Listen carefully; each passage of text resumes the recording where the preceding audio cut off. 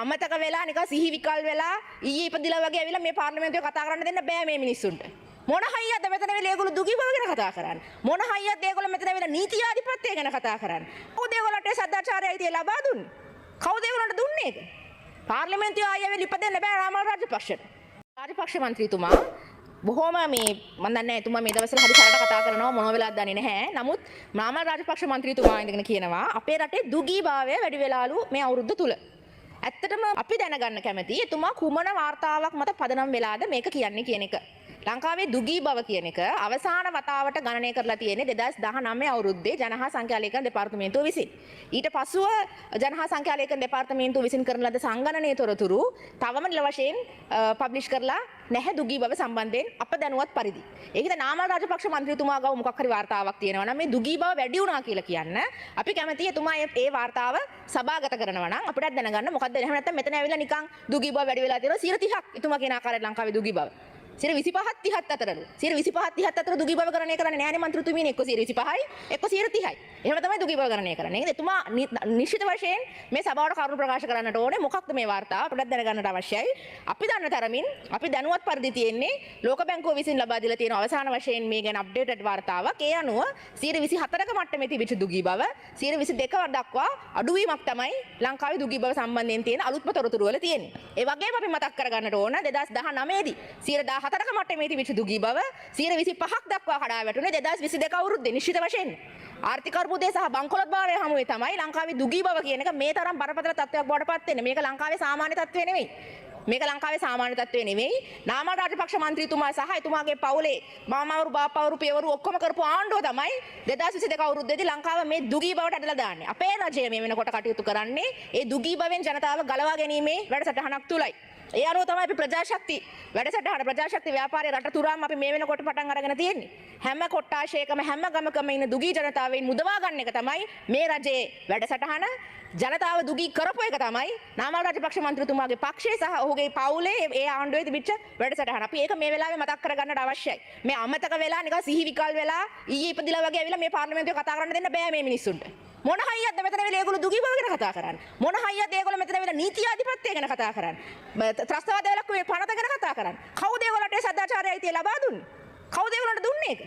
පාර්ලිමේන්තුවේ ආයෙ වෙලා ඉපදෙන්න බෑ රාමල් රාජපක්ෂට. ඒක අපි බොහොම අවධාරණයෙන් කියන්නේ. මේ රජයට ජනවරම දීලා තිබෙන්නේ මේ රටේ සිදුවෙන අපරාධ පාස්කු ප්‍රහාරය ඇතුළුව සිදුවෙච්ච අපරාධ වංචා දූෂණ සම්බන්ධයෙන් නීතිය ක්‍රියාත්මක කිරීම අපේ ජනවරමේ සාරය තමයි ඒක. ඒක තමයි මූලිකම කොටස. ඒක බරපතල කොටසක් අපේ ජනවරමේ අපි බැඳී සිටින ජනතාවට ඒ කාරණේ ඉෂ්ට කරන්න. ඒක නිසා අපි බොහොම අවධාරණයෙන් කියන්නේ මේ නීතිය ක්‍රියාත්මක කිරීම පාර්ලිමේන්තුව තුල සහ පාර්ලිමේන්තුව පිටත සිටින විපක්ෂය නීතිය ක්‍රියාත්මක කිරීමේ ආයතන වල ඉන්න පරීක්ෂකවරුන්ට තර්ජනය කරනවා.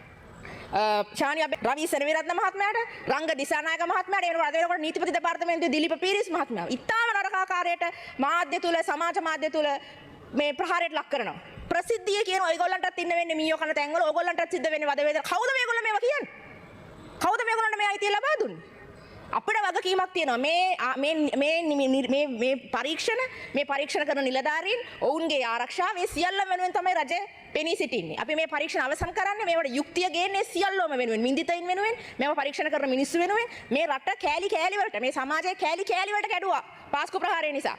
මුස්ලිම් මිනිස්සුන්ට විරුද්ධව සිංහල මිනිස්සුන්ව තරහකාරයෙක් කළා. කතෝලික මිනිස්සුන්ට විරුද්ධව මුස්ලිම් මිනිස්සුත් අපි දන්නවා මුස්ලිම් සමාජයේ මොනතරම් අපහසුතාවයකට පත් කළාද පාස්කු ප්‍රහාරය කියන එක.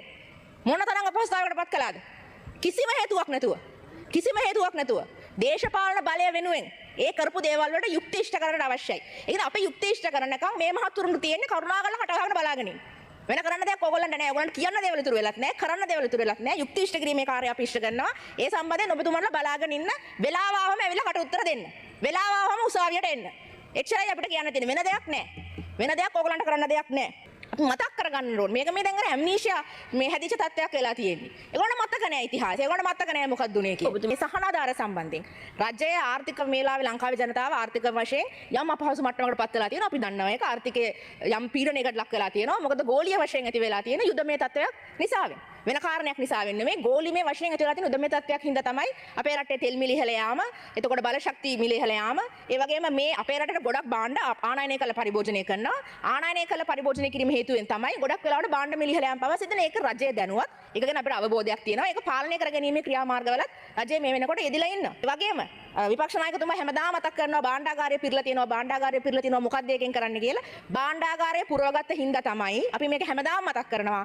භාණ්ඩාගාරය පුරවගත්ත හින්දා තමයි අපිට දිත්වා වගේ වැසනයක් එනකොට අපිට ඒකට බිලියන 500ක් ජනතාවට සහන දෙන්නට වෙන් කරන්නට හැකි වුණේ. භාණ්ඩාගාරය පුරවගෙන තිබිච්ච හින්දා තමයි ගිය අවුරුද්දේ අපේ ප්‍රාථමික අතිරික්තයේ 5.4ක්, දලදේශීය නිෂ්පාදිතයෙන් 5.4ක්.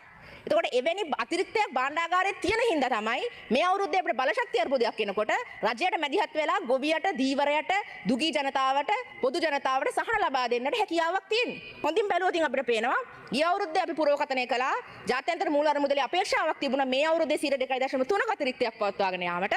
නමුත් අපි භාණ්ඩාගාරය පුරවගෙන යන්නේ නැහැ මිනිස්සුන්ට මේ සහන නොදී. අපි භාණ්ඩාගාරයේ අතිරික්තයක් නඩත්තු කරන්නේ නැහැ මිනිස්සුන්ට සහන නොදී. මිනිස්සුන්ට සහන දෙන්න තමයි ඒ අතිරික්තය පුරවකථනය කරන අතිරික්තයට වඩා අඩු ප්‍රමාණයකින් මේ අවුරුද්දේ පුරවකථනය කරලා තියෙන්නේ. ජනතාවට සහන දෙන්න තමයි. 1.4කට ජාත්‍යන්තර මූල අරමුදල පවා එකඟ වෙලා තියෙනවා. අතිරික්තය අඩු මට්ටමක පවත්වාගෙන ඔබතුමාලා කරන්න බෑ කියපු දේවල් මේවා. ජාත්‍යන්තර මූල අරමුදලත් එක්ක සාකච්ඡා කරනවා කියලා කියන්නේ ඒකයි. ජනතාව වෙනුවෙන් පෙනී සිටිනවා කියලා කියන්නේ ඒකයි. අපි බදු එකතු කරන්නේ, බදු වියදම් කරන්නේ, ඉතුරු කරන්නේ, සියලුම දේවල් කරන්නේ ජනතාව වෙනුවෙන්, ජනතාවට සහන ලබා දීම වෙනුවෙන්. ඒකින්ද ඔබතුමාලා මෙතන වෙන නිකන් බොරුට කියවනවා වෙනුවට මම හිතන්නේ මේ ඇත්තම මේ විවාද කිරීම පළක් නැති වෙලා තියෙනවා මේ විපක්ෂයත් එක්ක ඕන දෙයක් ඇවිල්ලා කියලා යනවා. ඒ ඇත්තටම තේරුමක් නැහැ. අපි හිතනවා විපක්ෂය ඇත්තටම මීට වඩා සාරවත් විවාදයක් කරන්න අපිට රජයට සහාය ලබා දෙන්න